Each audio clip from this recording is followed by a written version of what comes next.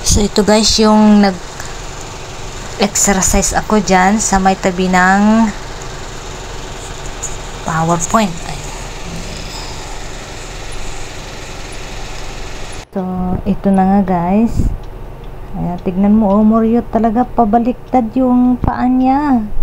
Kaya pala siya napapagod kasi pabaliktad. Hindi niya napapansin. Ayan. Hanggang sa nakita niya na naisip niya siguro na bakit nahihirapan siyang magpedal. Ayun pala, pabaliktad. Ito talaga, Moryot talaga itong si Divine. Ayan. Nakailang minuto pa lang siya dyan guys. Pero napapagod na raw siya. Pinipilit lang niya para medyo humaba daw yung video. Pero ang totoo niyan, hinihingal na siya. Ayan, kasi hindi naman siya palaging lumalabas. Nakakalabas lang yan pag wala yung amo niya na nag-holiday. Eh, malapit lang naman dito yan. Kaya naglakad-lakad ako. Ayan. Dahil sa maghapon na nakakulong sa bahay, ayan, nagpunta siya dyan para mag-exercise daw. At maging konti yung sarili. Diba guys? Kaysa naman magmumukmuk ka, may pag-chismisan. Ayan.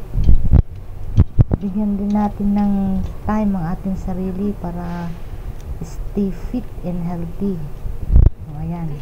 Napagod na siya. Dilipat daw siya dun sa isa. Tignan nyo yung likod niya guys. Ayan. Talagang Voltron siya.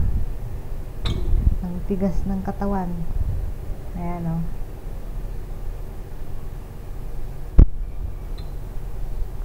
magandang exercise din to para maigalaw-galaw kunti yung mga veins ng ating katawan na natutulog, matunaw yung mga taba kahit panandalian lang.